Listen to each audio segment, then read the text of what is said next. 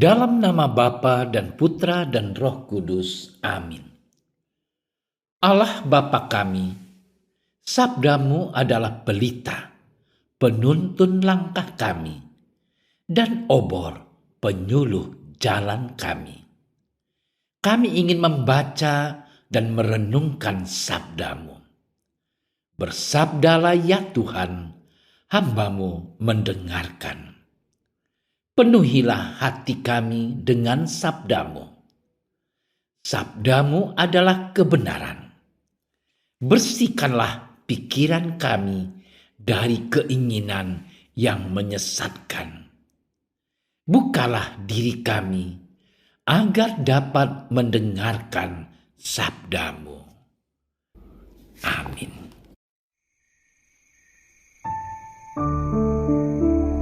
Pada suatu kali, Yesus sedang mengajar dalam salah satu rumah ibadat pada hari Sabat.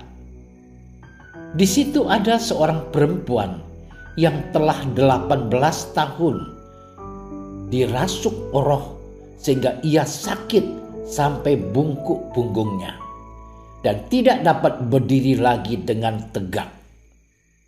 Ketika Yesus melihat perempuan itu, ia memanggil dia dan berkata kepadanya, "Hai ibu, penyakitmu telah sembuh." Lalu ia meletakkan tangannya atas perempuan itu, dan seketika itu juga berdirilah perempuan itu dan memuliakan Allah.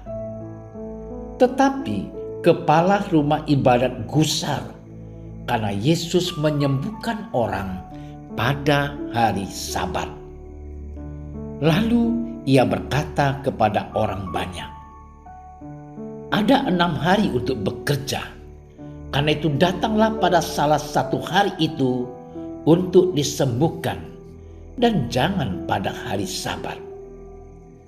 Tetapi Tuhan menjawab dia, katanya, "Hai orang-orang munafik, bukankah setiap orang di antaramu melepaskan lembunya atau keledainya pada hari Sabat dari kandangnya dan membawanya ke tempat minuman?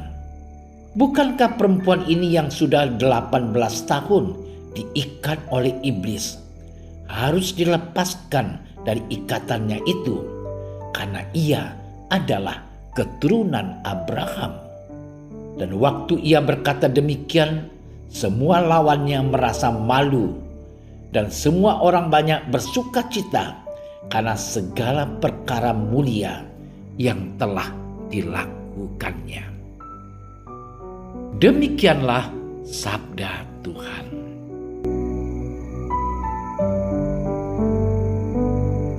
Ada 6 hari untuk bekerja. Karena itu datanglah pada salah satu hari itu untuk disembuhkan, dan jangan pada hari Sabat. Saudara-saudariku yang terkasih, berbuat baik tidak mengenal hari libur. Para saudara-saudari yang terkasih dalam nama Tuhan kita Yesus Kristus, hari Sabat adalah hari yang sakral bagi orang Yahudi. Namun mereka mengartikan kesakralan Sabat itu secara radikal, sehingga tidak seorang pun diperbolehkan melakukan suatu kegiatan pada hari itu, sekalipun untuk menyembuhkan orang sakit. Bisa dibayangkan kalau hal ini dianut oleh dokter atau perawat, sehingga mereka tidak bisa dan tidak mau menolong pasien yang sakit parah karena saat itu hari Sabat. Saudara-saudariku yang dicintai Tuhan, Yesus memberikan wawasan berbeda tentang hari Sabat. Pada hari itu dia menyembuhkan perempuan yang bungkuk punggungnya karena dirasuki roh jahat selama 18 tahun. Kepala rumah ibadat kemudian melontarkan protes Yesus menjawab kepala rumah ibadat itu dengan menekankan masalah melepaskan dan dilepaskan. Artinya, hari Sabat ada untuk melepaskan dan memerdekakan, bukan untuk mengikat dan membelenggu. Ya, Sabat justru hari yang tepat untuk melepaskan perempuan itu dari ikatan iblis. Dan dengan demikian menyatakan kehadiran kerajaan Allah yang penuh kuasa. Jika ternak saja bisa tetap diperhatikan pada hari Sabat, apalagi sesama manusia. Perbuatan baik tidak mengenal libur. Peraturan semestinya dibuat untuk mempermudah pelayanan, bukan untuk menghambat atau membatasinya. Saudara-saudariku yang terkasih, mari kita mengikuti jejak keteladanan Tuhan Yesus. Dia mementingkan menolong orang lain daripada mematuhi peraturan yang membelenggu. Tidak ada satu kekuatan pun yang dapat menghentikan karya kerajaan Allah. Biarlah melalui perbuatan baik kita, Tuhan dipermuliakan dan kerajaannya dinyatakan. Perbuatan baik selayaknya tidak dihambat dan dibatasi, melainkan didukung dan ditumbuh kembangkan. Selamat bermenung. Tuhan memberkati.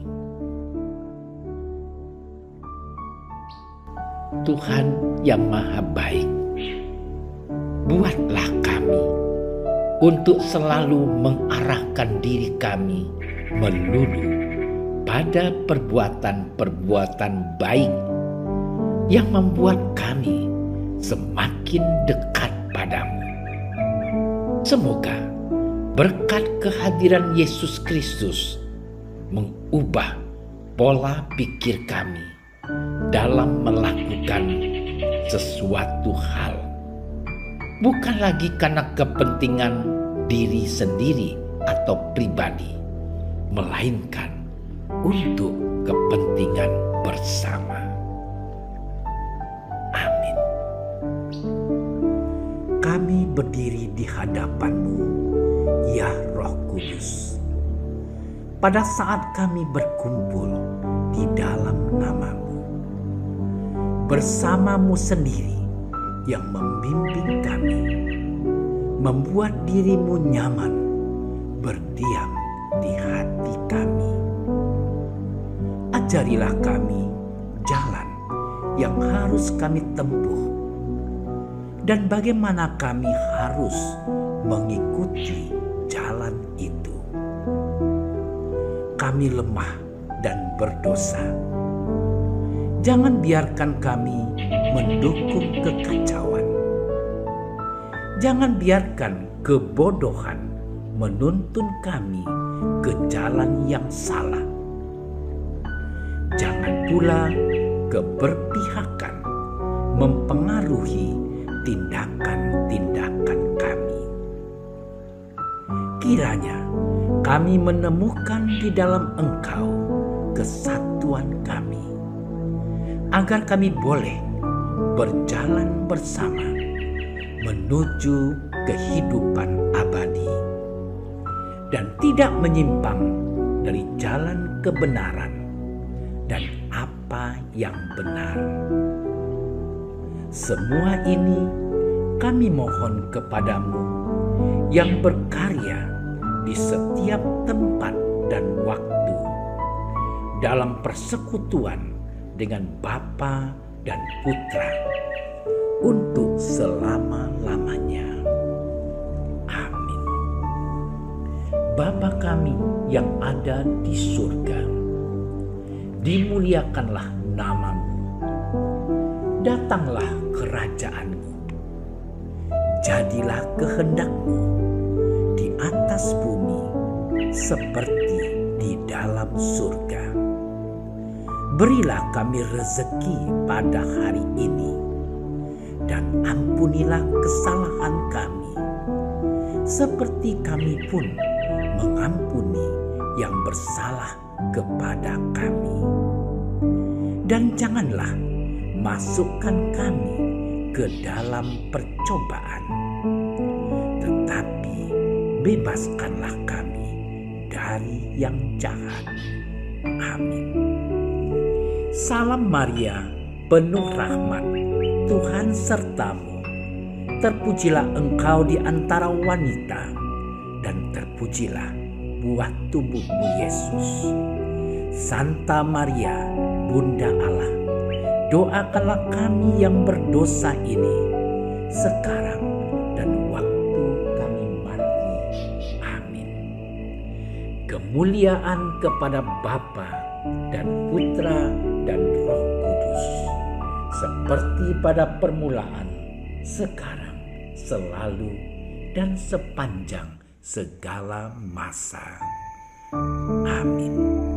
Dalam nama Bapa dan Putra dan Roh Kudus. Amin. Terima kasih sudah menyaksikan renungan hari ini.